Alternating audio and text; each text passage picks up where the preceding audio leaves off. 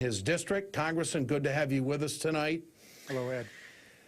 How bad is the situation in California with the wildfires and the drought taking place, John? Well, every year it gets worse, Ed, and it's been bad over the years before, but every year it's worse because there really is climate change. The state is drying out. The drought is part of it, but we're seeing all across the state drier and drier conditions, and we're not preparing for what we know will happen in the next fire season, and that is more fires. So we got to try to get ahead of this in two ways, Ed. One is to get on top of the carbon emissions, and the president has made a major step forward with the EPA regulations that are being seriously attacked by the Republicans in both the Senate and the House and across the nation.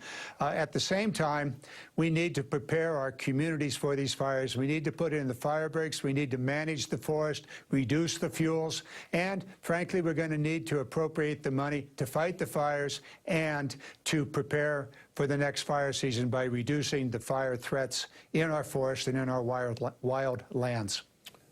Well, Congressman, we're looking at the videotape of the devastating fires that are taking place in California, and the House went home without fixing the funding to deal with this. Your reaction to that? Well, it's going to cause problems this year and problems next year. The Department of Agriculture, that's the U.S. Forest Service that manages millions upon millions of forest acres, is spending all of its firefighting money that was appropriated by the end of this month, actually by the last couple of weeks of this month of August. And then they're going to have to dip into other accounts, the forest management accounts, and maybe even more beyond that, to finish up the fire season, which will clearly run another 4 months beyond August. And so we're going to see more problems this year and next year because we will not have put in place those fire suppression and making the forest even safer.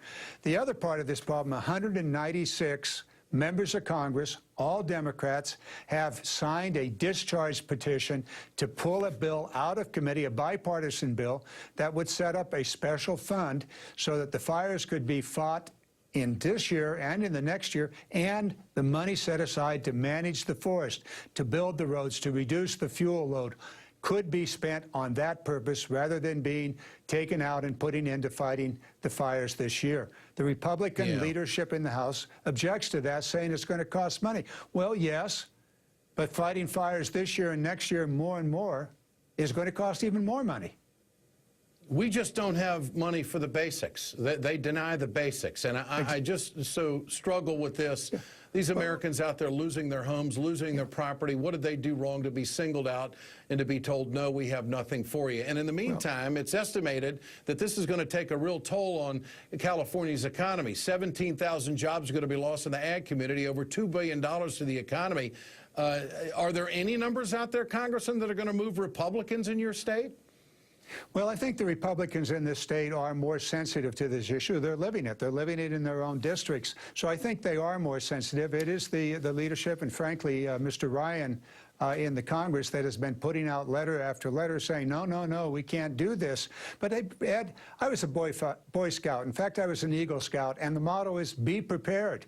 Well, we have to prepare ourselves in two ways. One, go after the carbon emissions, reduce those carbon emissions, take whatever action we need to do, and much of that is already underway, certainly here in California with the cap-and-trade program. And secondly, get ahead of next year's fire. Put in place the fire breaks, reduce the fuel loads. Those are things we can do, and when we do that, we save lives, and frankly, we save money. Congressman John Garamendi, we ask you to stick around tonight because I want to get your take on the breaking news out of Iraq later on in the show because you're on the House Armed Services.